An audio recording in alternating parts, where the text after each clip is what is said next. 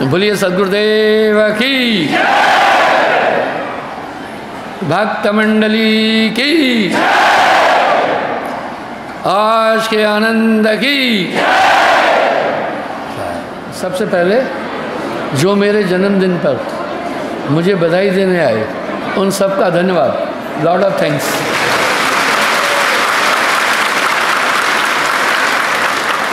और सेवा साधना से भी उत्तम है। क्यों चाहता हूँ? 3 तरह से सेवा होगी, उस सेवा को समझना। आपके जम्मू कश्मीर में 215 आश्रम है। अहंकार नहीं, इंसान को जैसे लकड़ी को कीड़ा खाता है और अनाज को घुन खाता है, इंसान को अहंकार खा लेगा। ये सबसे नज़दीकी दुश्मन है। मैं तो दास बन करके काम कर रहा हूँ। तो इस तरह से लोग तन से सेवा नहीं कर पा रहे हैं।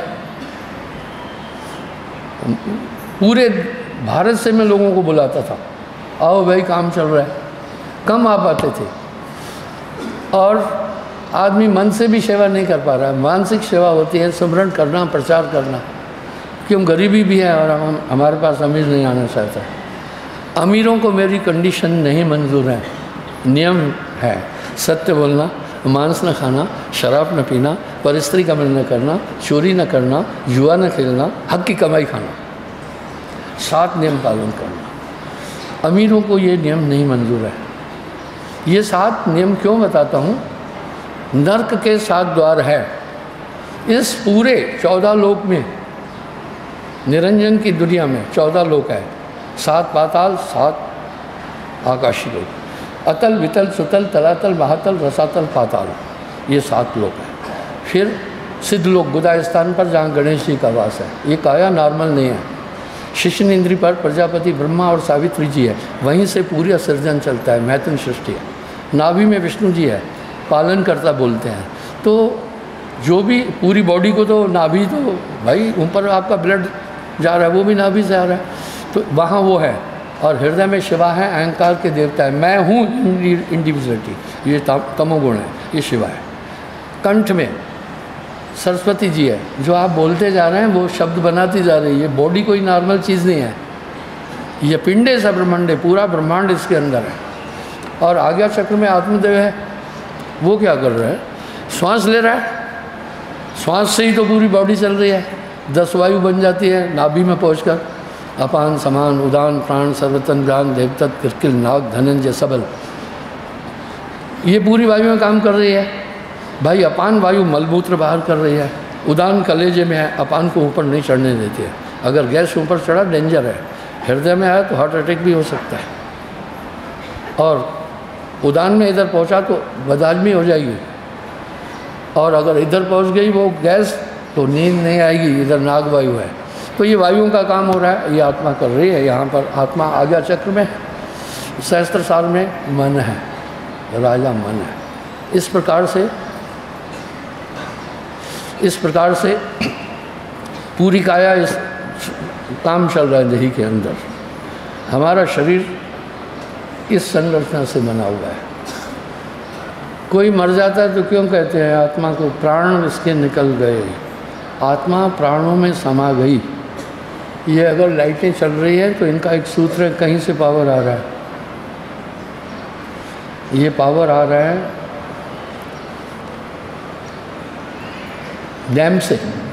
डैम से बड़े बड़े पाइलोन लगे हुए हैं।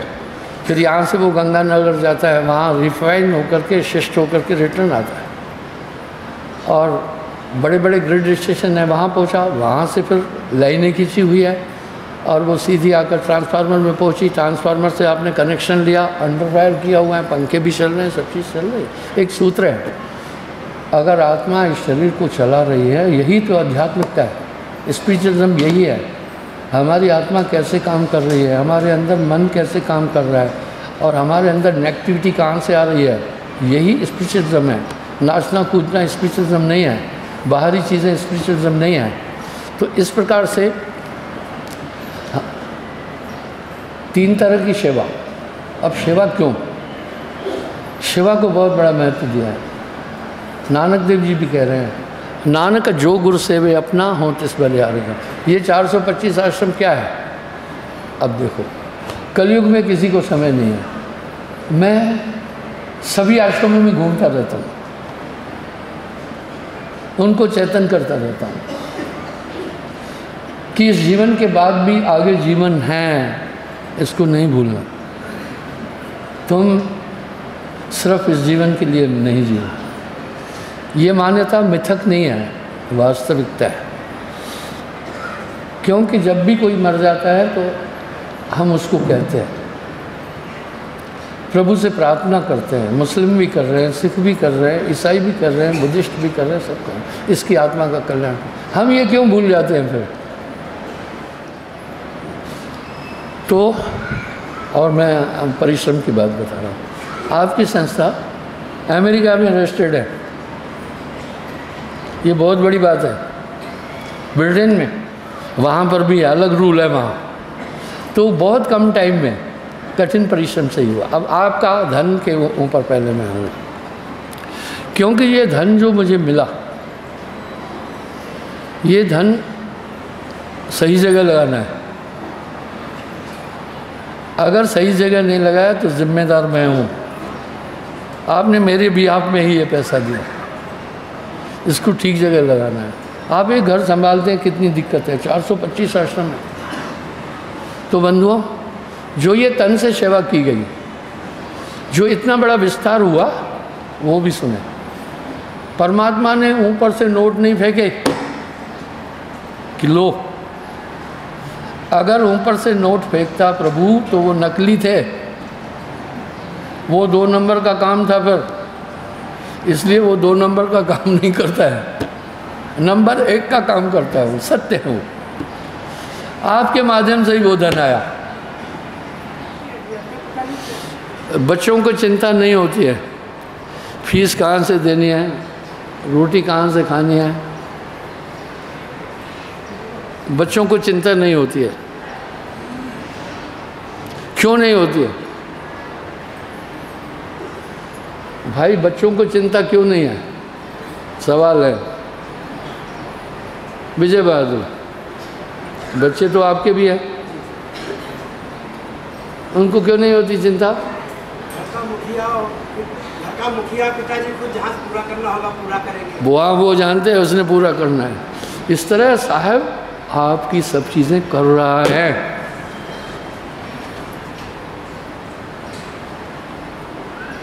वो मैं बताऊंगा कैसे कर रहा है।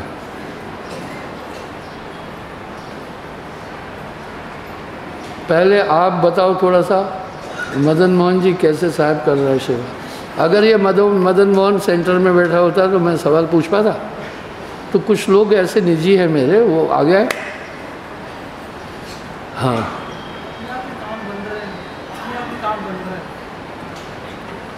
पतवार के बिना भी मेरी नाव चल रही है, हैरान है ज़माना, मंजिल भी मिल रही है।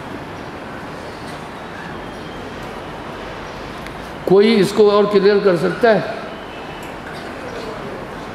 ज़्यादा कुछ होता है तो सूफी लगाते हैं तो आपकी कृपा से सब काम पूरा हो जाता है। थोड़ा विश्लेषण दो ना, इतना भर कहने से काफ़ी नहीं है, कोई एग्जाम्पल दो।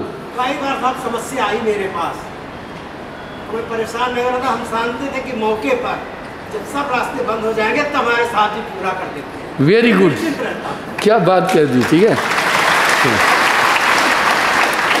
भाई, देखो माँ छोटे बच्चे का पूरा ध्यान नहीं रख रही है। कब लेट्रिन कराना है, कब नहलाना है, सब कर रही ना। कब रोटी खिलाना है, कब सुलाना है, बड़ी वेकअप है माँ। माँ बाप को साहब ने बड़ा ऊंचा दर्जा दिया, लेकिन जब बड़ा हो जाता है बच्चा तो माँ थोड़ी कहती है लेट्रिन करने जाओ, हो जाएगा। क्या कहती है? लेकिन माँ तो ताउम्र अपनी नज़र रख रही है। ठीक है, माँ तो आप पर ताउम्र नज़र रखी है।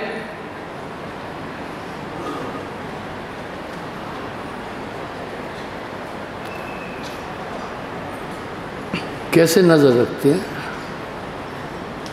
जब मैं घर जाता था कभी तो माँ क्या करती थी, बूढ़ी थी, मेरा कंबल जो फौजी कंबल था वो भी धो दी थी। इतना बड़ी सफाई वाली थी। मुझे कहती भैया इसमें बदबू आ रही है, कैसे ओढ़ते हो? और कंबल में बदबू होगी, ऊन में भी बदबू होती है। फिर मुझे पहला कहती थी दुबले हो गए हो, तुम्हें कौन रोटी खिलाता होगा? मैं वाह चिंता नहीं करो माँ, सफ़र करके आया हूँ, ये तो होता रहता है। यानी माँ पूरी उम्र अपनी निगाह में रखती है, ठीक है, अपनी निगाह में। आप साहब की निगाह में हैं, ये मामूली खेल नहीं है। जब भी आपकी ज़िंदगी में ऐसी घटनाएं आती हैं, वो ताकत आकर आपको सुरक्षित कर देती है। और हर एक आदमी की ज़िंदगी में ये घटनाएं आई हैं और साहब की कृपा से वो टल गई है। ऐसे कई मौके आए हैं ज़िंदगी के अंदर आपके, आपका भरोसा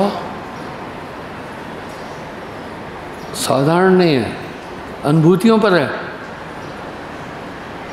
इसलिए अंदर में एक भरोसा हो गया है कि एक अज्ञात शक्ति हमेशा मेरे साथ है, जो मुझे संरक्षण देती है, जो मुझे बचाती है, जो मेरा पूरा काम करती है।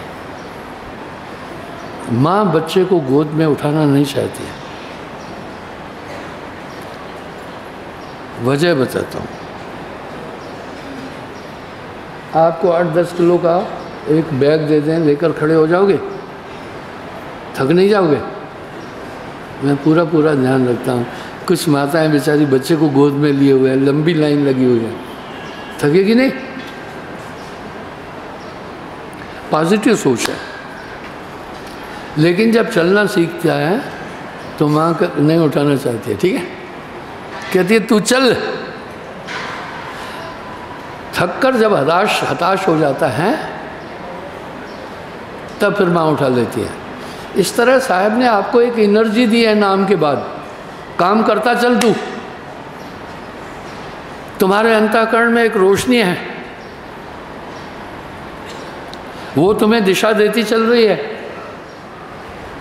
मुझे एक पहलवान मिला ट्रेन में, वर्ल्ड चैंपियन था।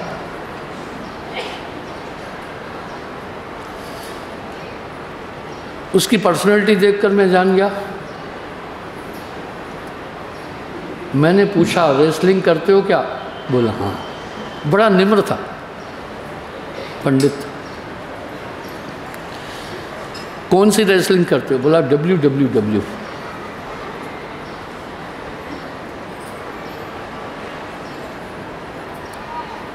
मैं बोला कहाँ तक खेले? बोला मैं वर्ल्ड चैंपियन रहा एक बार। तो उस पहलवान को मैंने रोटी खिलाई, देखना। हाँ, मैं तो ट्रेन में भोजन नहीं करता हूँ। इतना मिलनसार था, उसमें घमंड नाम की चीज़ नहीं थी। उस पंडित को बिठाया मैं। वो ये जान गया कि ये कोई मेरे लिए कि ये आम आदमी नहीं है, ये कुछ है। क्योंकि जो मुझे छोड़ने आए, कोई पाँव पड़ रहा था, कोई ट्रेन चल रही थी, तभी भी हाथ जोड़ रहा था।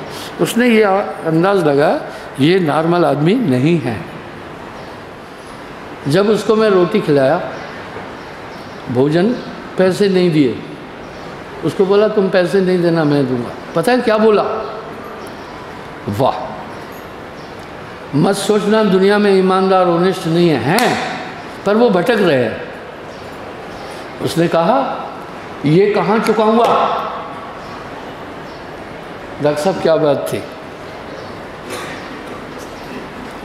उसने बोला ये मैं कैसे चुकाऊंगा? मैंने कहा कोई बात नहीं, आपने तो मांगा नहीं ना, जो ऐसे मिल जाए गुरुजनों से या आध्यात्मिक लोगों से, उसको ब्लेसिंग समझना चाहिए, चुकाना क्या है? उसको सेटिस्फाई किया। तो बंधुओं, मत खाना हराम, बुद्धि भ्रष्ट हो जाएगी। जैसा खाए अन्न वैसा होए मन, जैसे पिए पानी वैसे निकले वाणी। मत खाना हराम, हराम खाओगे तो साहब की सपोर्ट नहीं मिलेगी, ठीक है, फिर नहीं मिलेगी सपोर्ट। साहब गलत कामों में सहयोग नहीं देगा, इसलिए मैंने आपको पहले हिदायत दी है इन नियमों का पालन करना।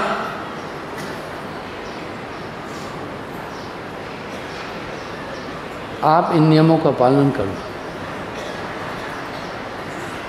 देखना फिर कैसी दुनिया है। कहती है कि सच्चाई का ज़माना नहीं।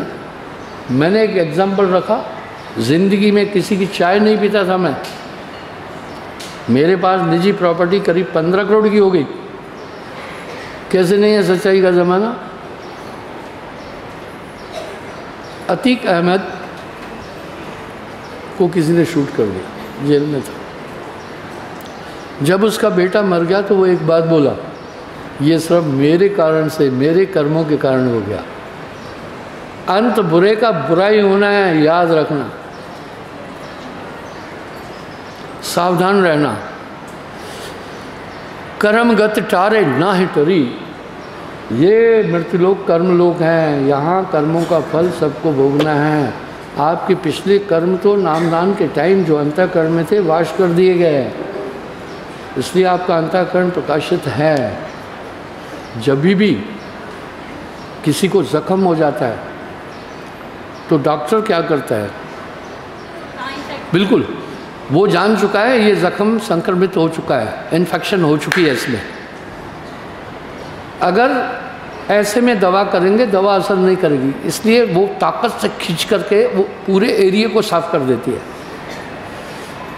गुरु भी वैसा ही करता है। सदगुरु ऐसा कीजिए, गड़गड़ काढ़े खोट, अंतर हाथ सहार कर ऊपर मारे चोट। अगर गुरु खोट नहीं निकालेगा ना, काम नहीं बनेगा। मुझे बचपन की वो घटना मैंने कई बार बोली है, फिर पटल पर आ गई। एक बार मेरे बाएं पैर में फुंसी हो गई, उसमें मवाद पड़ गई। बच्चों को तकलीफ ज़्यादा होती है। मेरी माँ मुझे गोद में उठाकर, छोटे बच्चे को तो माँ क्या करती है, ऐसे उठाती है ना, थोड़ा बड़ा हो जाता है तो कांच में उठाती है, एक टांग पीछे एक पेट के पास में। तो मैं 4-5 साल का था, तो ऐसे उठाना तो मुश्किल था, मुझे लगी, क्यों मैं चल नहीं पा रहा था। डॉक्टर साहब ने देखा, दवा लिखी नर्स के पास, नर्स ने कैंची निकाली, सिस्टर काटना नहीं, दर्द होगा। बोला पट्टी मलहम करनी है। मैंने कहा ऐसा करो, मलहम इसके ऊपर रखकर पट्टी बांध दो। अब हम सब भी तो ऐसा ही चाहते हैं कि हमारी खोट नहीं निकालो, हमारी कमी नहीं बोलो, हमारी गलती नहीं बोलो, हम जैसे हैं वैसे, और कृपा पूरी पूरी चाहिए। नहीं मिलेगी कृपा ऐसे, ठीक है। अंदर सफ़ा बाहर सफ़ा, तब साहिब काहे खफा। उसने क्या किया मुझे समझाया नहीं। द्वारका नाम था उस नर्स का, पूरा गांव बड़ा प्यार करता था, डॉक्टर भी देवता जैसा था। फट पकड़ इसको। अजी क्या था उसको गुस्सा आ गया।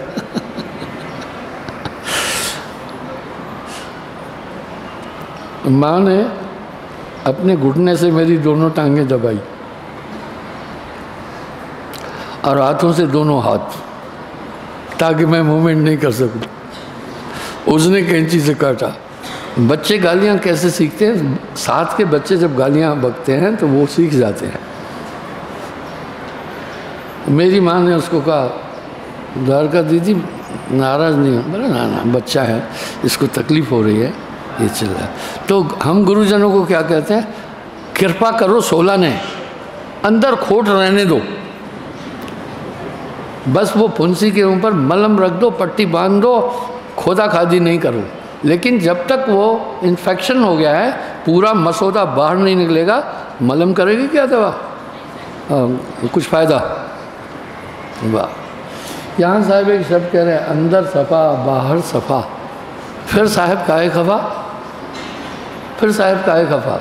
बस ट्रैक पर चलना, साहिब की दरबार में कमी काहो की ना है, बंदा मौज न पावे ही चूक चाकरी में। इतना देगा। आप साहिब की भक्ति पाकर मत सोचना कि दुनिया में मौजे ही मौजे हैं, नहीं मिलेगी मौज। बस ऐसा होगा, अंदर की शांति पूरी मिलेगी। कभी कभी घटनाएं भी आएगी, नहीं क्यों? अगर मौजा ही मौजा है तो सरस्वती बहन जी कोई दुनिया से जाने के लिए तैयार नहीं होगा, ठीक है? वो वैसा ही है। अकबर बीरबल के किस्से मशहूर है। अकबर बादशाह था, कभी कभी वो बीरबल के तर्क से गुस्सा हो जाता था, ठीक है, पर सच तो सुनो ना। उसको शहर निकाला दे देता था, जाओ 6 महीने यहाँ नहीं आना। लेकिन बीरबल के बिना अकबर का काम नहीं चलता था। फिर उसकी तलाश करता था, और बीरबल रुतबे वाला आदमी था, गट्स रखता था। वो फिर उसके पास नहीं आता था, चला जाता था। लेकिन अकबर की पूरी गाड़ी रुक जाती थी, तलाश करता था, बीरबल मिलता नहीं था तो कोई न कोई बहाना बनाता था। एक बकरा था, अकबर ने एक प्लान किया कि भाई बकरे को घुमाओ।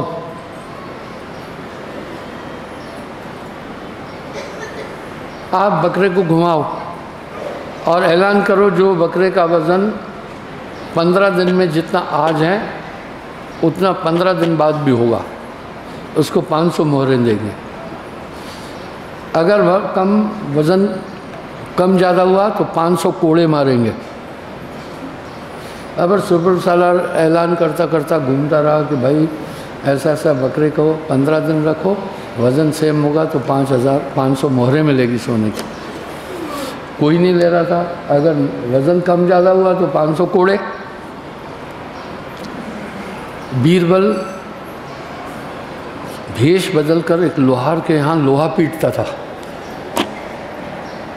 लोहार को नहीं पता था ये बीरबल ने। कहा ले आओ बकरा, इसका वज़न मैं पूरा कर दूंगा 15 दिन में, उतना ही रहेगा। बोला बाबा कौन ले, 500 कोड़े खाने हैं, बकरा है, कम हुआ तो बोला नहीं चिंता नहीं करो।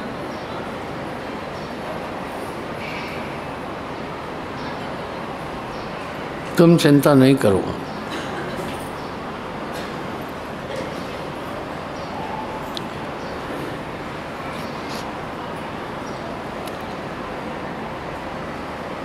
ले आओ। वो डरते डरते बकरे को ले आया। 15 दिन बाद बकरा दरबार में हाजिर किया। बादशाह अकबर ने कहा वेट बरोबर है जैसे पहले था आज भी? बोलो बिल्कुल।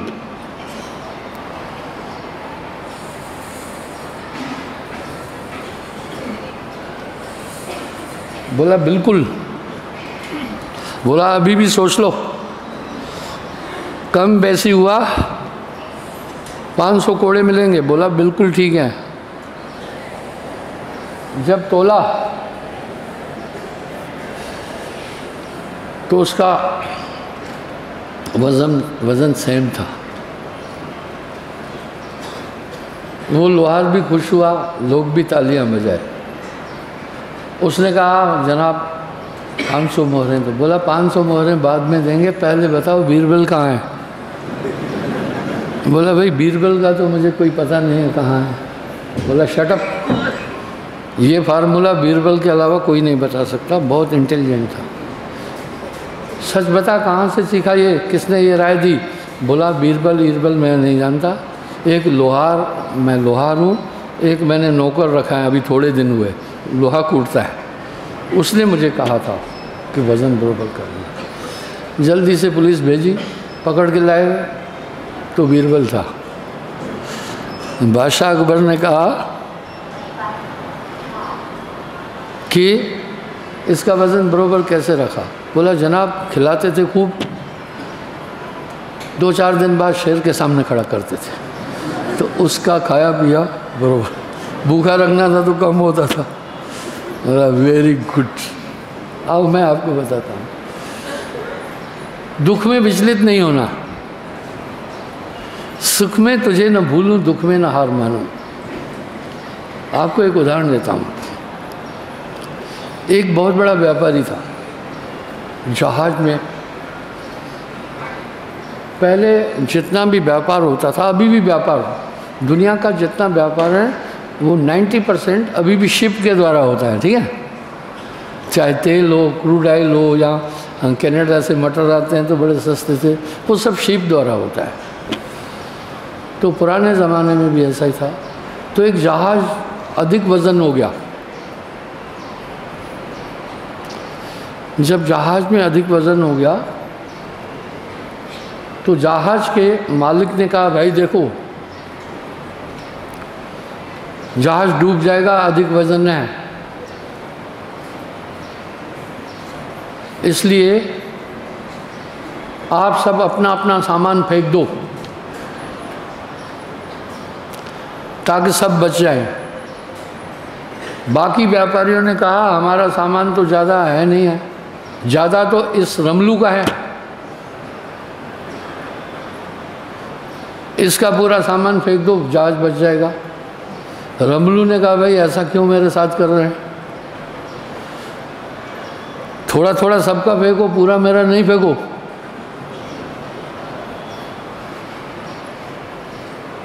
उसने विरोध किया, उसका पूरा सामान नीचे फेंका और उसको भी नीचे फेंक दिया समुद्र में। गोते खा रहा था, डूब रहा था। परमात्मा से प्रार्थना की कि ये कैसी परीक्षा है मेरी, एक तो मुझे इन्होंने मारा, मेरा सामान पूरा फेंक दिया, मुझे भी गिरा दिया। एकाएक उसकी जब आँख खुली तो एक किनारे पर अपने आप को पाया।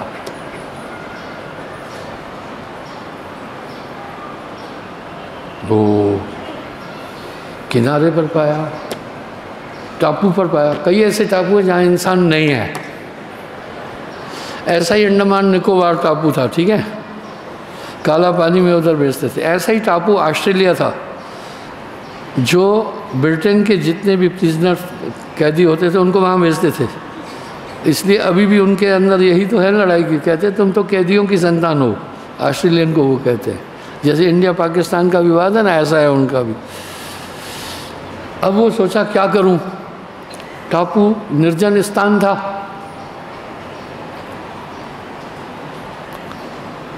उसने वहाँ एक छोटी सी झोपड़ी बनाई लकड़ी की, रहने के लिए।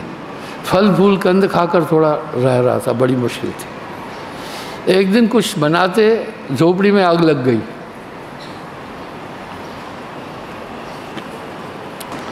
हताश हो गया वो बहुत। ऊपर मालिक की तरफ देखकर अर्ज की, हे मालिक ये मेरी कैसी परीक्षा है। पहले तो मुझे समुद्र से फेंक दिया गया, अब मैं किसी तरह किनारे पहुंचा और यहाँ मैं एक छोटी झोपड़ी बनाई। हे मालिक ये क्या तेरा इंसाफ है, ये तेरा क्या न्याय है। मन मसीज करके रह गया। इतने में एक और जहाज आया।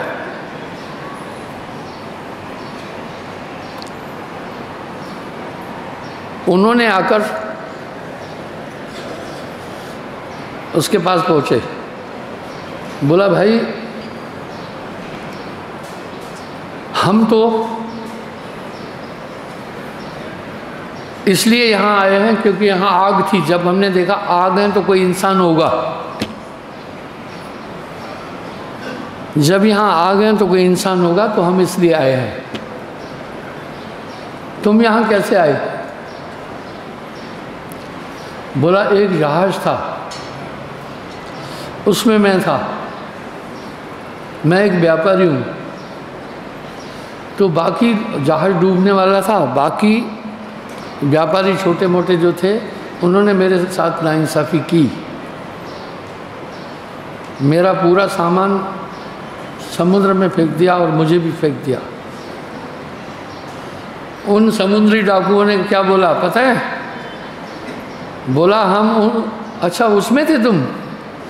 बोला उस जहाज के तो जितने भी लोग थे सबको हमने मार डाला है, हमने उन सबको मार डाला है। तब वो दोनों कान पकड़ करके फिर बोला, हे मालिक,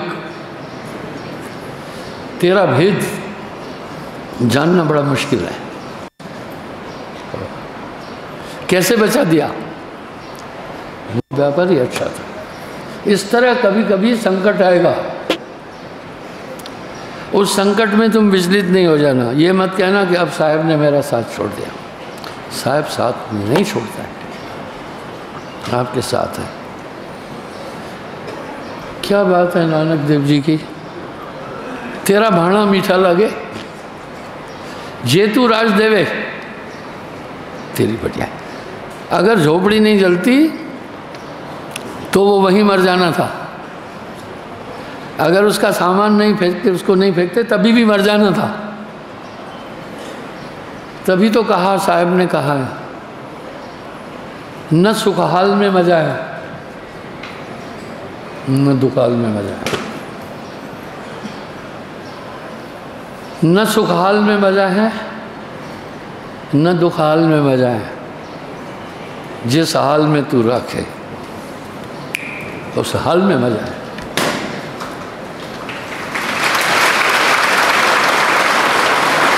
इसलिए उसके भाड़े में रहना सीखो। ये नहीं है थोड़ी टांग में दर्द हुआ चले सियाने के पास, विचलित हो जाओगे, फिर खत्म हो जाओगे। अरे पतिव्रता भक्ति क्या होती है?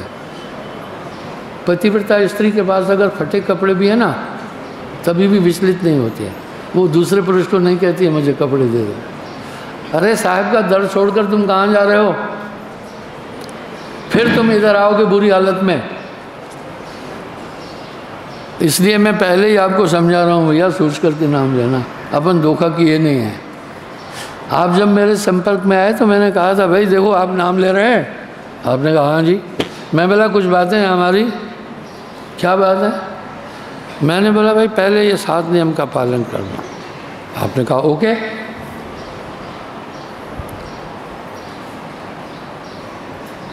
आपने कहा ठीक है। मैंने बोला सच बोलना, मांस न खाना, शराब न पीना, परस्त्री का मन न करना, चोरी न करना, जुआ न खेलना, हक की कमाई खाना, यही पाप है दुनिया में। और पाप कर्मों से सदा है जिसका रहता मन मलिन, उसको सपने में भी परमात्मा नजर आता नहीं। आपने हामी भरी, आपने विलिंग दी, आगे बढ़ा मैं। फिर मैंने आपको नियम बताए और ये बताया एक ही परमात्मा की भक्ति करना। ये बाद में नहीं बताया, दीक्षा देने से पहले ये कंडीशन रखी आपके सामने, धोखाधड़ी नहीं किया आपसे, पहले ही बताया। फौज में जो भर्ती होता है तो कसम परेड होती है, कहता है पानी के रास्ते, हवा के रास्ते, आग के रास्ते, जहाँ से मुझे सीनियर बोलेगा वहाँ से मैं जाऊँगा। पहले वो तब वर्दी देते हैं। मैंने भी आपसे कंडीशन रखी थी, आपने कहा ठीक है। एक ही भक्ति करना, आपने कहा ठीक है। फिर मैंने आपको कहा परहेज, टोना टोटका, जादू, झड़ी, जंत्र, मंत्र, तंत्र, ग्रह नक्षत्र, भूत प्रेत नहीं मानना। आपको सेव कर लिया है। आपने कहा ठीक है। नाम पीयू का छाड़ के करे आन का जाप, वेशा केरा पूत कहे कौन को बाप।